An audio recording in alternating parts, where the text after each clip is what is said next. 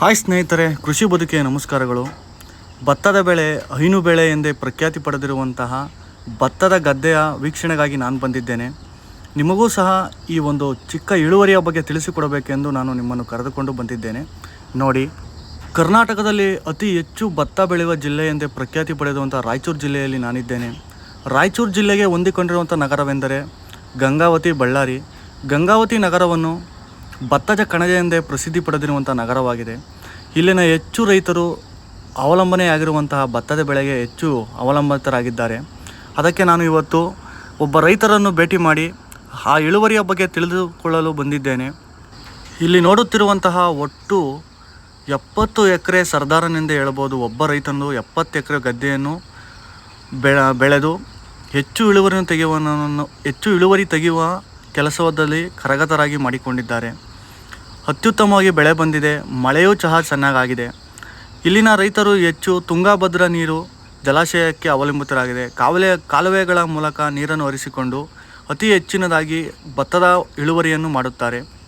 ಇಲ್ಲಿನ ಹೆಚ್ಚು ರೈತರು ಕೃಷಿಯನ್ನು ಮೂಲ ಕಸುಬನ್ನಾಗಿ ಮಾಡಿಕೊಂಡು ಅತಿ ಹೆಚ್ಚು ಬೆಳೆಗಳನ್ನು ಬೆಳೆದು ನಮ್ಮ ಮಾರುಕಟ್ಟೆಯಲ್ಲಿ ಮಾರಾಟ ಮಾಡುತ್ತಾರೆ. ಹೇಗೆಂದರೆ ಕೃಷಿಯೇ ಇವರ ಮೂಲ ಕಸುಬಾಗಿದೆ.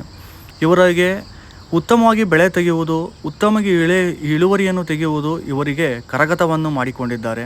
ನೀವೇ ನೋಡಬಹುದು, ಉತ್ತಮವಾದ ಬೆಳೆ, ಉತ್ತಮವಾದ ಭತ್ತದ ತಳಿ, ಹಲವಾರು ರೀತಿಯ ತಳಿಗಳನ್ನು ಸಹ ಇವರು ಹಾಕಿ ಭತ್ತವನ್ನು ಬೆಳೆಯುತ್ತಾರೆ. ಉತ್ತಮ ರೀತಿಯಲ್ಲಿ ಬೆಳೆಯನ್ನು ತೆಗೆದು ಮಾರಾಟ ಮಾಡುತ್ತಾರೆ.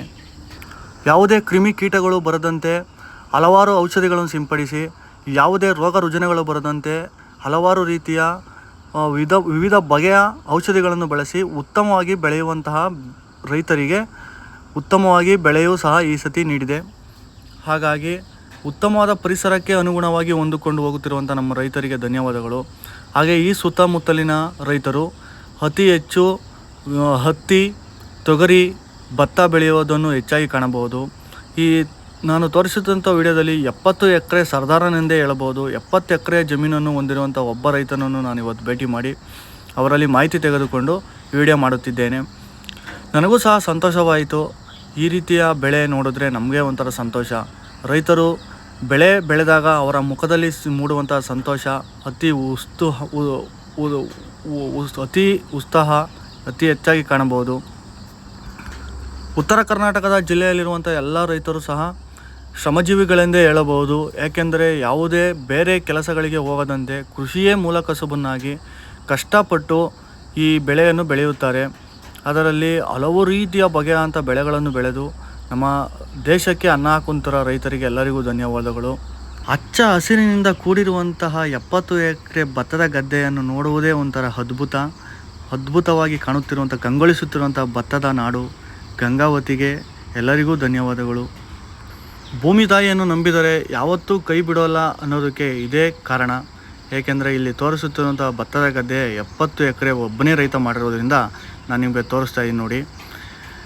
ಎಲ್ಲರಿಗೂ ಧನ್ಯವಾದಗಳು. ಕನ್ನಡಿಗರನ್ನು ಪ್ರೋತ್ಸಾಹಿಸಿ. ನಮಸ್ಕಾರಗಳು. ನನ್ನ ಮಾತನ್ನ ಮುಗಿಸ್ತಾ ಇದ್ದೀನಿ. ಸಬ್ಸ್ಕ್ರೈಬ್ ಮಾಡಿ, ಲೈಕ್ ಮಾಡಿ, ಶೇರ್ ಮಾಡಿ.